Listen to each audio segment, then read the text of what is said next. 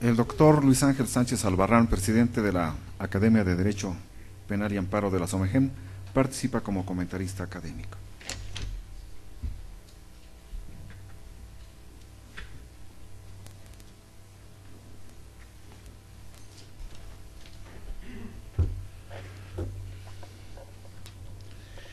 El sistema adversarial y la delincuencia organizada. Aristóteles decía: no existen cobardes sino ignorantes. Esto es, atrás de la cobardía está la ignorancia. Honorable Presidium, consocios y público en general. La magistrada Angélica Marina Díaz Pérez hoy nos dice en contraste, es decir, a contrario sensu, a través de las reflexiones apuntadas en el trabajo Incomento, que entre paréntesis debo decir que hizo una excelente síntesis de un trabajo bastante abundante que estuve leyendo con mucho interés. Destaca fundamentalmente y con valentía, con la valentía que proporciona el conocimiento tanto teórico como pragmático, los obstáculos que en materia federal presenta el nuevo sistema acusatorio y adversarial, al no prover, entre otros desaciertos, delitos como el tipo sui generis, denotado como delincuencia organizada, así como la antinomia que también menciona en el trabajo referido. No solamente fundamenta debidamente sus acertos, cuenta además con el aval de dos grandes juristas como lo son el doctor Moisés Moreno y el doctor Álvaro Bonster. En lo personal considero que nuestra destacada ponente, de manera sutil y elegante, a través de sus reflexiones, destaca que el Código Nacional de Procedimientos Penales instaura en México un sistema anglosajón, como lo es el del Common Law, pero a la mexicana.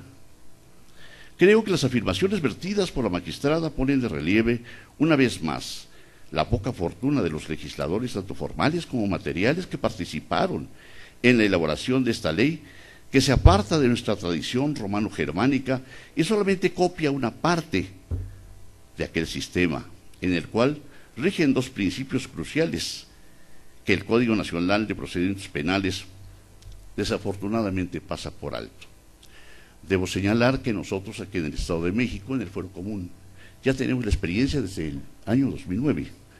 Hemos venido viendo cómo se desarrollan desde dos puntos de vista, tanto desde la judicatura como en la postulancia. Nos percatamos de sus grandes desaciertos en la exposición de motivos que se hace.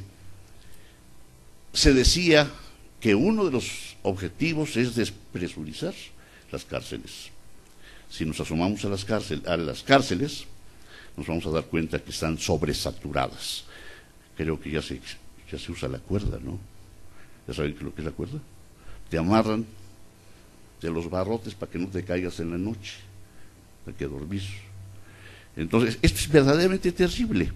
Y otros más desaciertos. Bueno, creo que las afirmaciones vertidas, decíamos, pasan por alto esos principios como son la presunción de inocencia y el estándar de prueba. Afortunadamente el caso de Oscar ya se resolvió, pero aquí fue la mano del rector, yo diría, ¿no?, de nuestra máxima casa de estudios.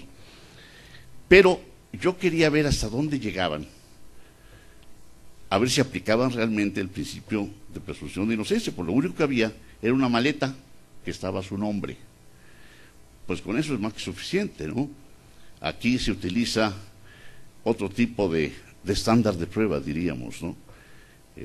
Hay imputación firme y directa, circunstancias, dice la Constitución, tiempo y lugar, y se acabó. Con eso es más que suficiente. Bien, estos principios que efectivamente están plasmados en el Código Adjetivo Penal, pero que servirán de letra muerta, como lo hacen actualmente en nuestro Código Procesal Penal del Estado de México, también como sucede en España. Como bien apunta nuestra reglamentaria, para que el sistema adversarial tenga éxito en delitos federales, específicamente en el de delincuencia organizada, es necesario que se le hagan reformas legales para adaptar el sistema a la realidad nacional. Por mi parte agregaría que los principios mencionados son fundamentales para evitar sentencias falsas, ya sea de condena o de absolución. Considero que las reflexiones del interesante trabajo que se comenta son constructivamente provocativas e invitan a las siguientes interrogantes. El estándar de prueba, más allá de toda duda razonable, que los epistemólogos como Larry Laudan tanto han criticado dentro del sistema del common law, aplicado en Gales y Estados Unidos, ¿en México sí va a funcionar?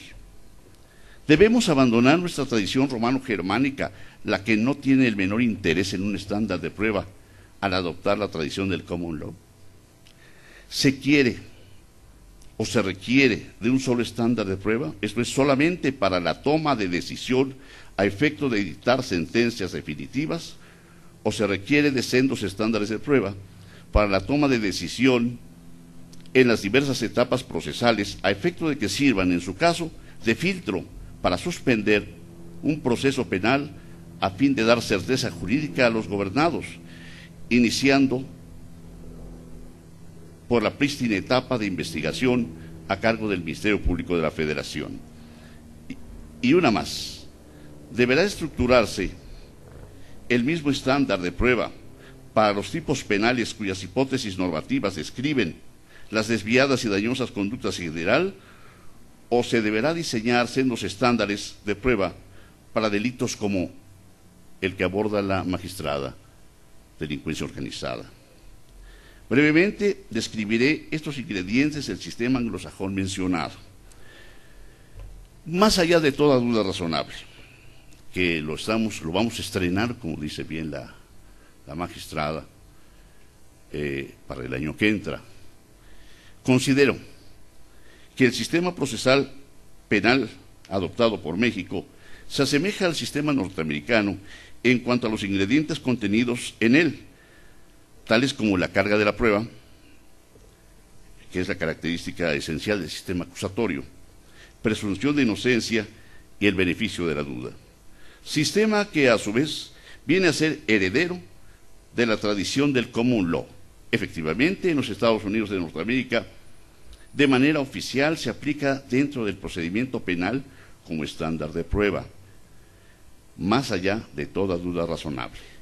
Estándar que se aplica también en Inglaterra y Gales, y al que se le concede la categoría de estándar de prueba, como lo afirma Paul Roberts, quien además da la impresión de estar convencido de las bondades de este estándar, pues afirma: el jurado está minuciosamente instruido sobre el significado social de la tarea que está llamado a desempeñar en la administración de justicia penal.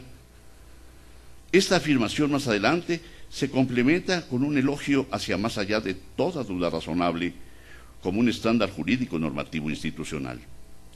También Jordi Ferrer admite que más allá de toda duda razonable es el estándar que exige que la hipótesis esté confirmada, esto dentro de la cultura jurídica anglosajona.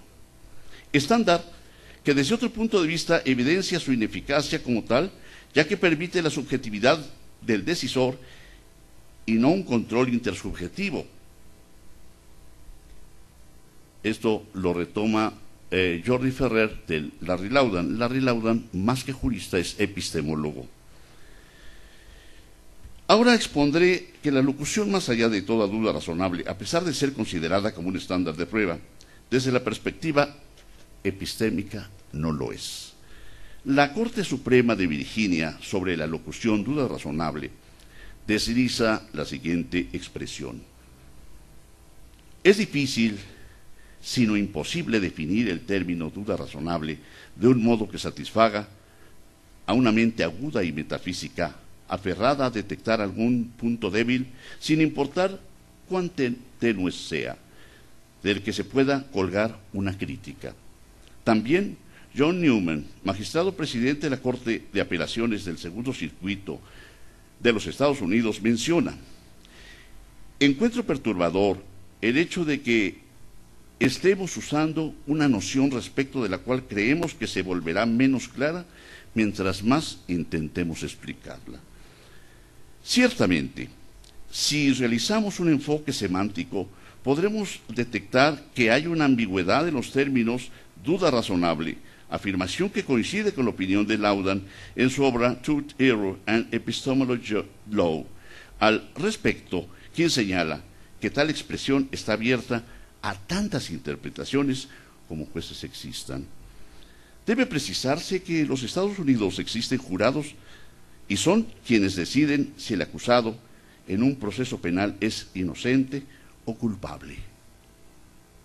En cambio, en el sistema procesal mexicano son los jueces, los decisores de las causas penales que se ponen a su conocimiento, mientras aquellos son legos en derecho, nos referimos al jurado o a los integrantes del jurado. Los jueces son licenciados en la disciplina jurídica penal procesal, que es la que alimenta y regula los procesos y procedimientos a los que son sometidos quienes causan un daño o ponen en peligro alguno o algunos de los bienes jurídicos tutelados por la ley sustantiva penal. Es decir, los jueces son expertos en la materia penal, tanto sustantiva como adjetiva o procesal, cuando menos ese es el ideal o ese es el discurso. Por su parte, Inglaterra ya concluyó que una duda razonable no puede ser definida y por tal motivo ahora se informa a los jurados que para condenar requieren estar seguros de la culpabilidad del acusado. Presunción de inocencia. Entendida esta como una operación mental que el Ministerio Público, que es quien conoce inicialmente, debe considerar procesalmente inocente al imputado y verificar que la acusación sea verídica. De igual manera deberá en su caso operar el decisor judicial. Para terminar, quiero mencionar una interesante doctrina, precisamente de Larry Laudan, que se llama doctrina de la distribución del error. La doctrina de la distribución del error acuñada por Larry Laudan está conformada por los siguientes conceptos y preceptos: la presunción de inocencia, el beneficio de la duda, la carga de la prueba y el estándar de prueba. Esta doctrina descansa en dos premisas fundamentales. Una de ellas es la consistente en que ninguno de los elementos mencionados está diseñado para reducir la probabilidad de cometer errores en un proceso penal.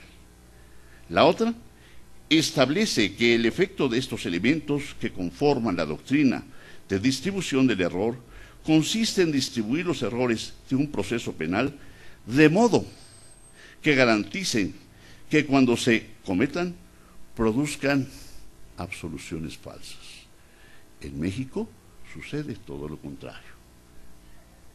Dicen que a nadie se le niega ni un vaso de agua ni un auto de vinculación a proceso. Es cuanto, señor presidente. Felicitaciones a nuestra eminente consocia. Gracias por la provocación de su esmerado trabajo. Gracias.